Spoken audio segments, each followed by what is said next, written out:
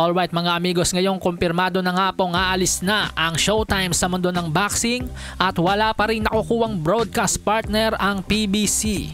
Ngayong araw ang CEO ng Golden Boy Promotions na si Oscar De La Hoya naghayag ng interes sa mga PBC fighters. Aniya sa kanyang social media, "Attention PBC fighters without a promoter contract, call my headquarters and let's make some good fights happen."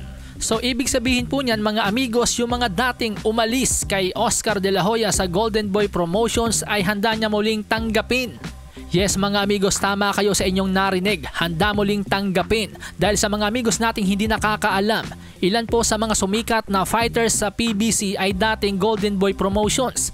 Tulad nila former heavyweight world champion Deontay Wilder, Charlo Twins, Rashidi Ellis, Leo Santa Cruz, and Errol Spence Jr. At kung di po ako nagkakamali, maging si Kit one-time Thurman ay dati ring Golden Boy. At ngayon nga po ay hinihikayat at iniimbita ni Oscar De La Hoya na tawagan ng kanyang headquarters upang magkaroon ng panibagong deal. So sa aking opinion po mga amigos, magandang alok ito kung tutusin.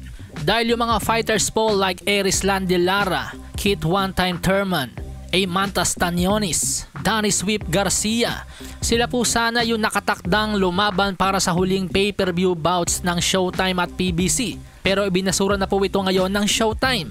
Sa halip pa magiging huling boxing sa Showtime na hatid ng PBC ay yung magiging laban nga daw po ni David Morrell Jr.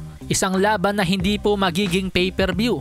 So ibig sabihin po mga amigos, matetenga na naman si Kit Thurman, Danny Sweep Garcia, Mantas Tanyonis at Erislan De Lara at iba pang mga PBC fighters. Dahil nga po waiting sila sa magiging galaw ni Al Haymon ng PBC. Dahil kung tutusin po mga amigos, hindi po talaga maganda para sa isang boksingero yung kada isang taon ay isang beses lang lumalaban, lalo na't nagkakaedad na. Matatanda ang minsang sinabi ni Oscar De La Hoya sa isang panayam na nung nasa kanya pa lumalaban itong mga fighters na sina Deontay Wilder, Leo Santa Cruz, Kit Thurman, Errol Spence Jr., Danny Garcia at iba pang mga PBC fighters na kilala nyo sa ngayon, mga active po ito nung nasa Golden Boy pa sila. Pero ngayon kung titingnan natin, paisa-isa na lang ang laban ng mga boksingerong ito kada taon. Minsan nga yung iba 2 taon nang mahigit wala pa ring laban. So bukod sa apektado na yung bulsa ng mga fighters, apektado rin ang popularidad nila. Tulad na lang ng nangyayari ngayon kay Kit one-time Thurman, Leo Santa Cruz, Danny Sweep Garcia at iba pa. Isang laban kada taon para sa akin hindi po talaga yan maganda para sa isang boksingero. Kaya naman kung may alok si Oscar De La Hoya sa kanila, isang deal kung saan mas magiging aktibo sila sa mundo ng boxing, palagay ko dapat na nilang i-grab yan kesa mapanis ang kanilang mga talento. Palasahin ang baraha, patunayan mo sa akin ha, sino man ang mabunot na kalaban di ka tatakbo ha, sa bayan ko sa bayan,